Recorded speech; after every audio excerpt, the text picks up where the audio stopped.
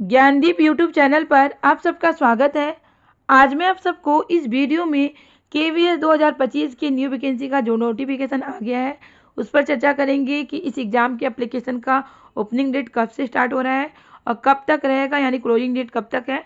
तो उस पर चर्चा करेंगे। इस एग्ज़ाम के education qualification, age limit, syllabus, exam का प्रोसेस, सिलेक्शन प्रोसेस किस तरह से होता है और पेपर का पैटर्न किस तरह से होता है, सारे पर ही विस्तार से चर्चा करेंगे।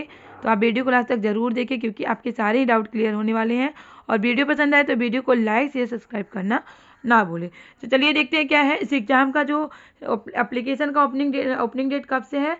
16 जनवरी 2025 से स्टार्ट हो रहा है और क्लोजिंग डेट कब तक है, 14 फरवरी 2025 तक। यानी आप 16 जनवरी से स्टार्ट अप्लाई कर सकते हैं, कब तक, 14 फरवरी तक। और इस एग्ज़ाम का जो एजुकेशन क्वालिफिकेशन क्या है, ये तो पीआरटी के लिए अगर आप अप्लाई करते हैं यानी प्राइमरी टीचर के लिए, तो आपको 12th पास होना चाहिए। 12th में आपकी 50% मार्क्स होने चाहिए।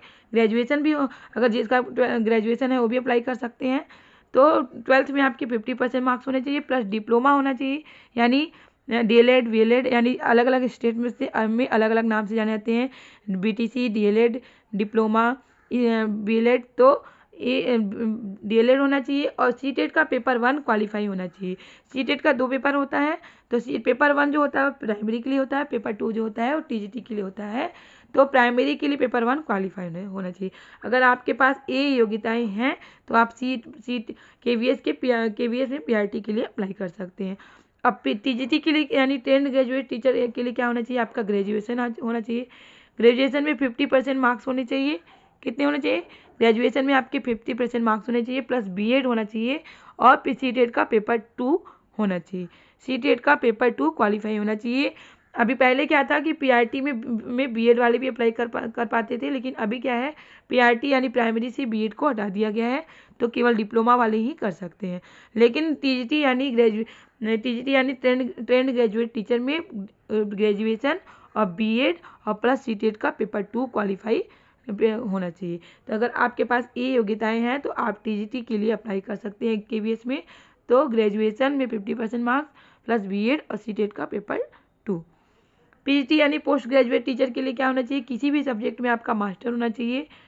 क्या होना चाहिए, मास्टर होना चाहिए और मास्टर में आपके 50% मार्क्स होने चाहिए।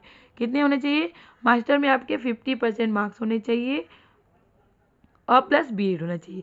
पीजीटी के लिए आपका सीटेट का होना जरूरी नहीं है, केवल मास्टर होने चाहिए। किसी भी सब्जेक्ट में से आपका मास्टर होना चाहिए और मास्टर में आपके 50% मार्क्स होने चाहिए, प्लस बीएड होना चाहिए। और एज लिमिट देख लेते हैं क्या है केवीएस एग्जाम के लिए। तो पीआरटी के लिए अधिकतम आयु कितना होना चाहिए, 30 वर्ष। और टीजीटी के लिए अधिकतम आयु कितना होना चाहिए, 35 वर्ष। और पीजीटी के लिए आपकी अधिकतम आयु कितनी होनी चाहिए, 40 वर्ष। लेकिन जो महिलाएं हैं उनको 10 साल का क्या होता है, रिलैक्सेशन मिलता है इस एग्ज़ाम में। तो अगर आप 40, अगर महिला हैं और तो आपका 10 साल का रिलैक्सेशन मिलता है, तो आप 40 साल तक भी अप्लाई कर सकते हैं इस एग्ज़ाम के लिए। और टीजीटी के लिए 45 साल तक अप्लाई कर सकते हैं और पीजीटी के लिए 50 साल तक अप्लाई करते हैं। कौन, महिलाओं के लिए 10 साल का रिलैक्सेशन है। और एसटी एससी के लिए 5 साल का, कितना, 5 साल का रिलैक्सेशन मिलता है। तो मान लीजिए आप 35 साल के हैं एसटी वाले, तो अप्लाई कर सकते हैं। और टीजीटी के लिए 40 साल, जो एसटी वाले हैं 40 साल तक अप्लाई कर सकते हैं।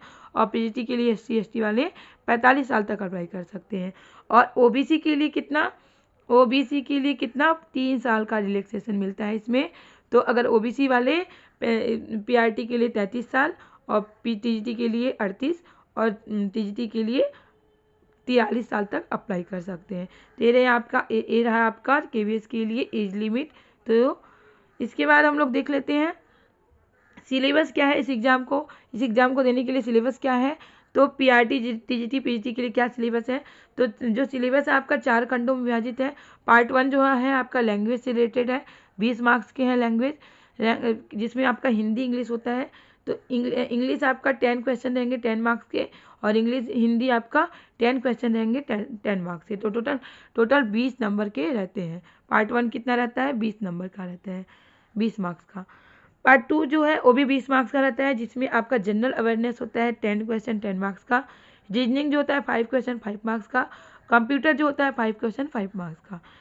पार्ट 3 जो होता है आपका पेडागोजी होता है। इसमें पेडागोजी यानी सीडीपी पीआरटी में 60 मार्क्स जो होता है, 60 क्वेश्चन जो होता है 60 मार्क्स का होता है पीआरटी में, किसका, सीडीपी के क्वेश्चन रहते हैं इसमें। और टीजीटी पीजीटी के लिए भी 16 क्वेश्चन 60 मार्क्स के होते हैं, किसके, सीडीपी के। तो पार्ट 3 जो होता है आपका पेडागोजी से के क्वेश्चन रहते हैं इसमें। और पार्ट 4 जो होता है आपका सब्जेक्ट स्पेसिफिक होता है, यानी पीआरटी में 80 क्वेश्चन जो रहते हैं 80 मार्क्स के सब्जेक्ट स्पेसिफिक से रहते हैं। और टीजीटी पीजीटी में भी आपके 80 क्वेश्चन 80 मार्क्स के रहते हैं पार्ट 4 में सब्जेक्ट स्पेसिफिक से। यानी आप टीजीटी के लिए पीजीटी के लिए अप्लाई करते हैं, हिंदी में आप हिंदी से आप पीजीटी के लिए अप्लाई करते हैं तो आपका हिंदी सब्जेक्ट से 80 क्वेश्चन रहेंगे 80 मार्क्स के।